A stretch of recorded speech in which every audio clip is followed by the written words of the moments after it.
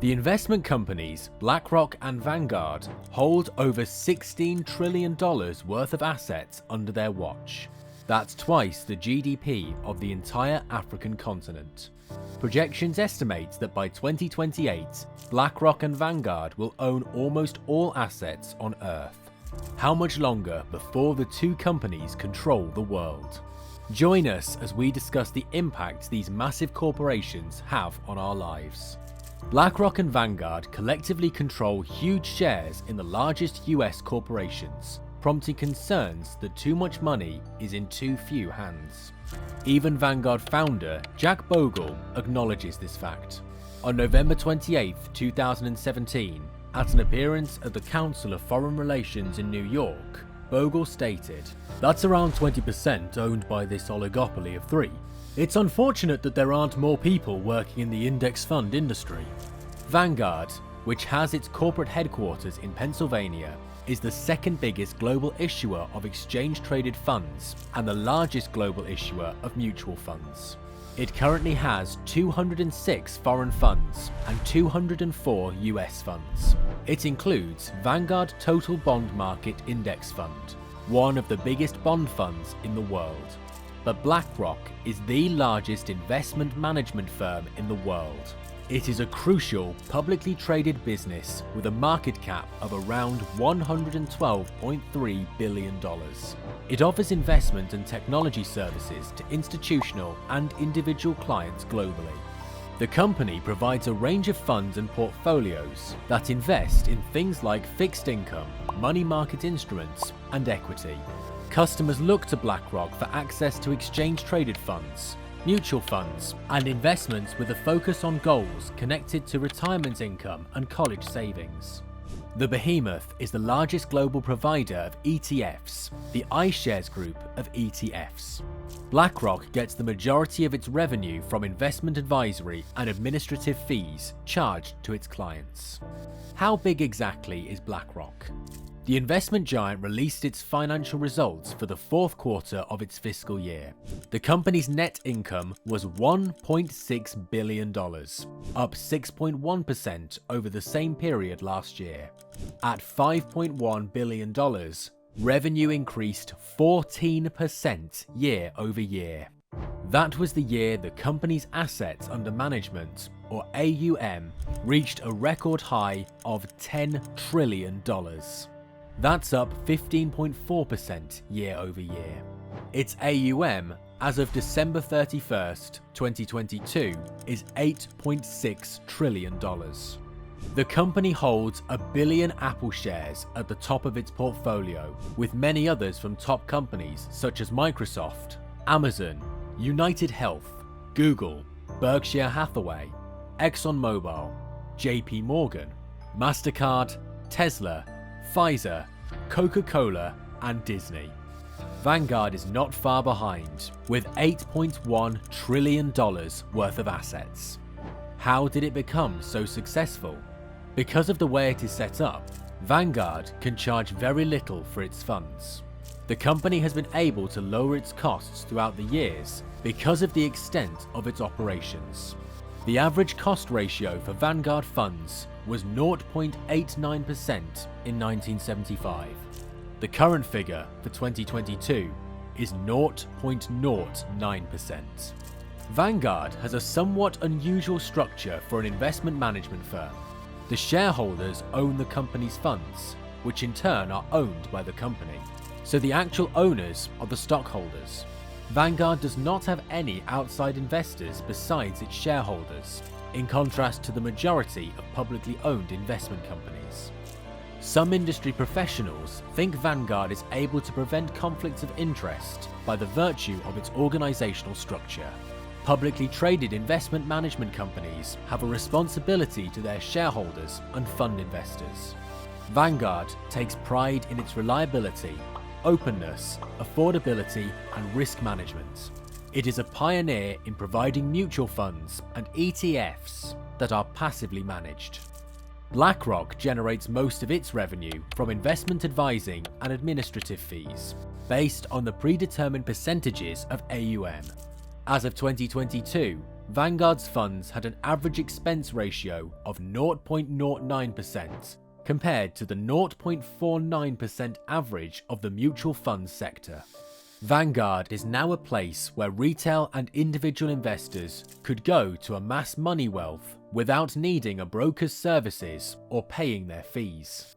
That's the goal of the founder: transparent, low-cost investing for non-institutional investors. Now, Vanguard offers some of the biggest index funds available. Does this mean that Vanguard and BlackRock own the assets under its management? Vanguard is owned by the fund shareholders of its member funds. As a result, anyone who has bought shares of Vanguard Fund is considered a Vanguard owner. What business is the Vanguard Group part of? Owners of Vanguard are the shareholders in its funds. If a fund owns shares of a firm, both the fund and the shareholders of the fund are considered owners of the business.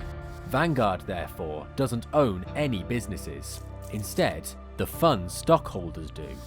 In spite of appearing to possess huge stakes in some of the largest corporations in the world, both firms' spokespeople informed Reuters that these shares are really bought with client funds, making the stockholders ultimately their clients. Customers of BlackRock and Vanguard invest in a wide range of actively managed and index-based investment products, including the S&P 500 Index, the Bloomberg Commodity Index, and the FTSE 100 Index. Since the start of the COVID-19 recession to mid-2021, homeowners have built up more than $1.5 trillion in equity, and personal savings are up for most higher-income households. The stock market was booming, and BlackRock was riding the waves. The investment company currently owns over $60 billion in assets in real estate, but they were not alone.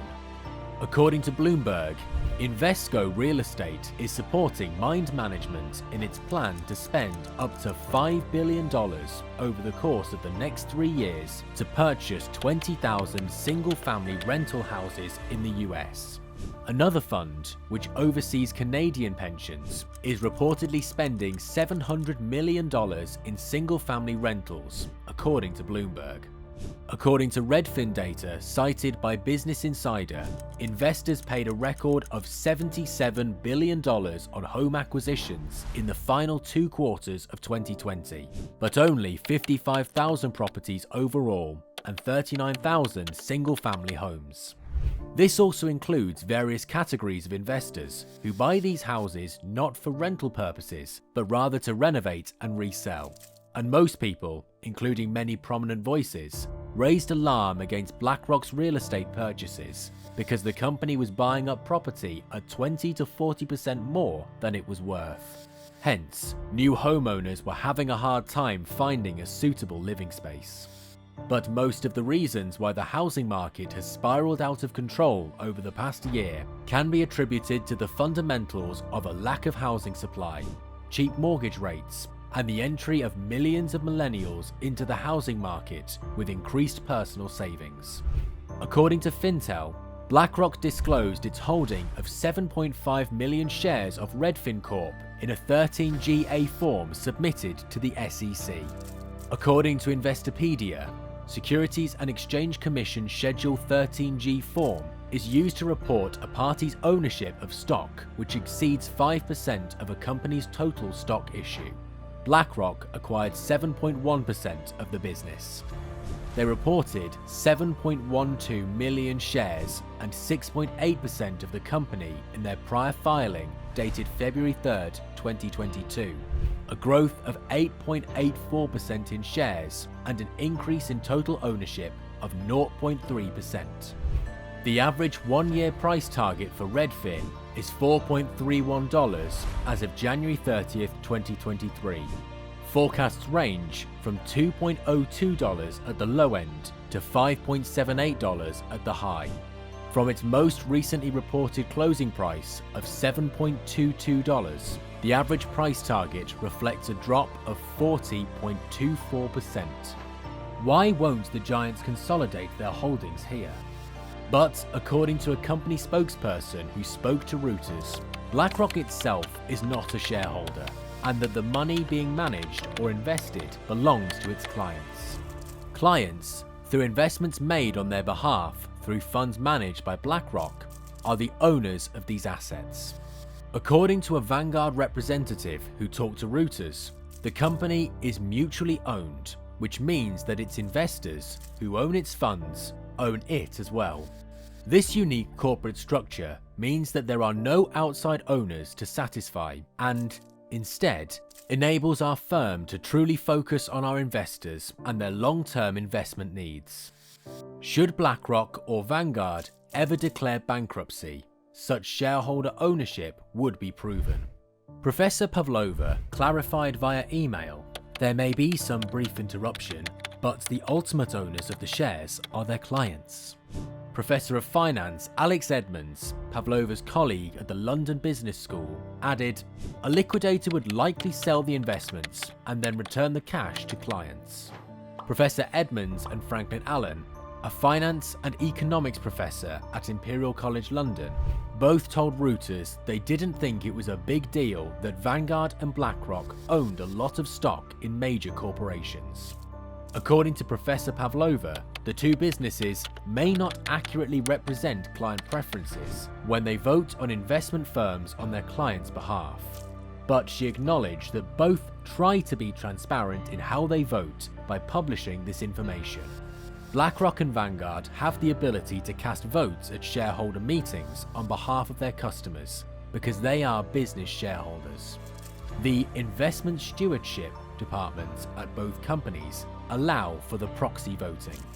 The votes can be cast by a portfolio manager, and in some situations at BlackRock, they can be cast by the customers directly, according to a spokeswoman for the company. The largest companies in the world are not all owned by BlackRock and Vanguard. On behalf of their clients, they make trillion-dollar investments in the top corporations, who ultimately own the shares. Thanks for watching this video. Don't forget to like, share and subscribe to our channel for more updates. See you next time. Stay tuned.